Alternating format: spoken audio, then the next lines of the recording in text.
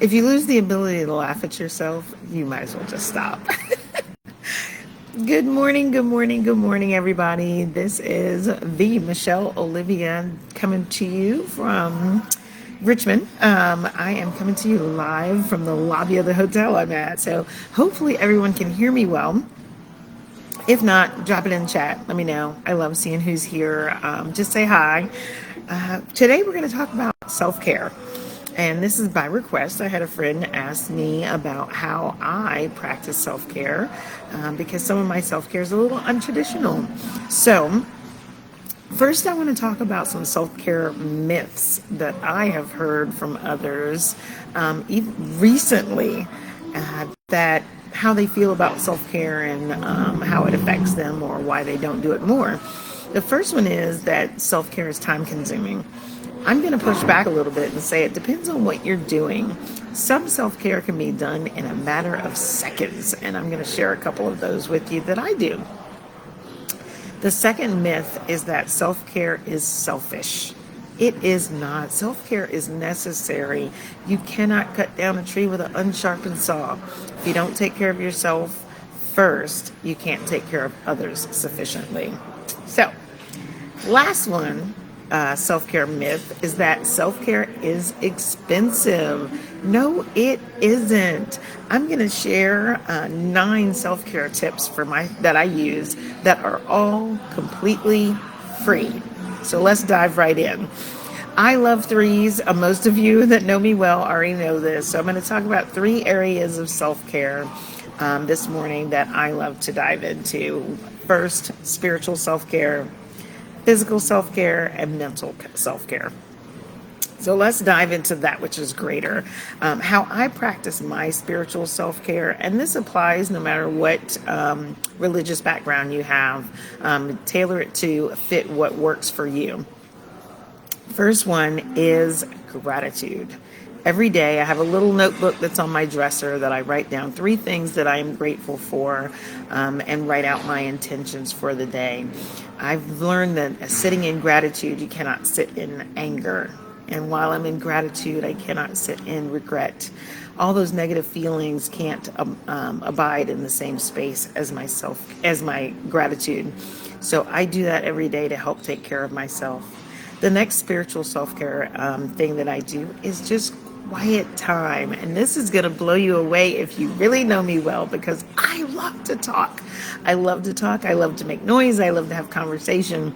But there are times when I just need to step back and be quiet and have a few minutes to myself, whether it's out in nature or sitting in my living room or hiding in the bathroom for those single moms and dads out there. Whatever your time is to have some quiet time, it's great self-care. The third one is conversation. I look at prayer a little different than most. I have conversation with that which is greater. And so for you, that conversation, self-care may look like prayer. It may look like meditation. But for me, it's just having an open and honest conversation with that which is greater in my life. So those are my 3 spiritual self-cares: gratitude, quiet time, and conversation. Next, my physical self-care. I love just taking walks.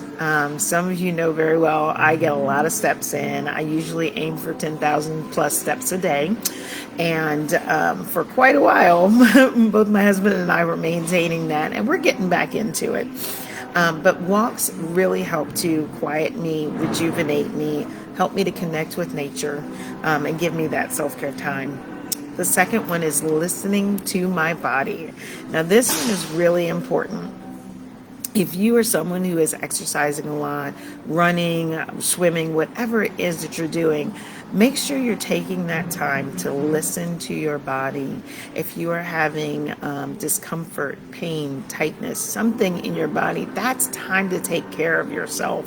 If you ignore it, it will not get better on its own. So make sure you're listening to your body as you're caring for yourself.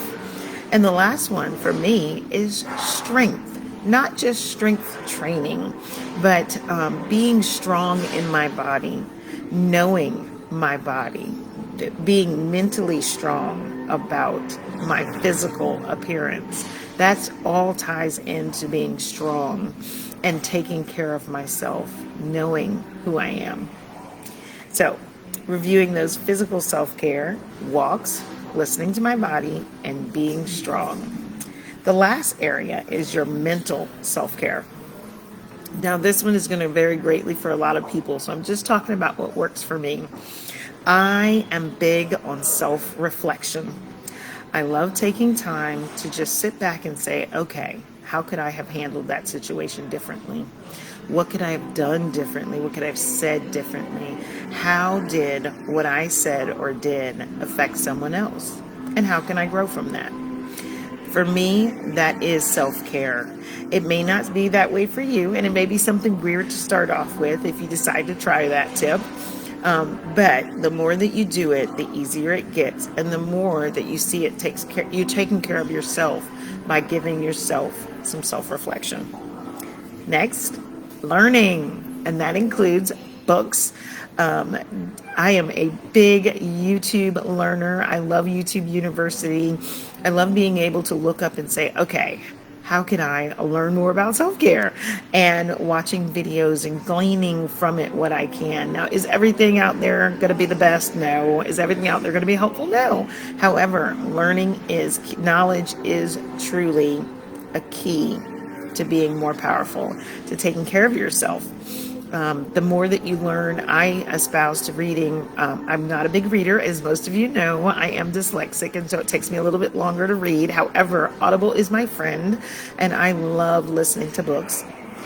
If you want to hear about the top ones that I love, look back on last Tuesday's Short Live, and I talk about those books.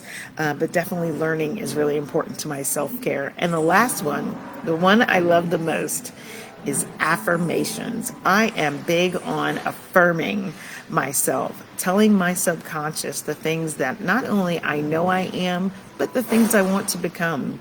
Affirming every day that I am calm and assured I can face anything that comes my way. The more that you practice self-care affirmations, the more it will get into your spirit and stay there. So just reviewing those mental self-care tips: self-reflection, learning, and affirmations. So share with me, drop in the comments. Let me know, what are your self-care tips? What are your self-care myths that you'd like to bust? What are those areas of your life that you need to give yourself more care? Thanks so much for tuning in to Short Live. This is Michelle Olivia. Take care of yourselves, and may you have a peaceful, passionate, and purposeful day. Love you guys.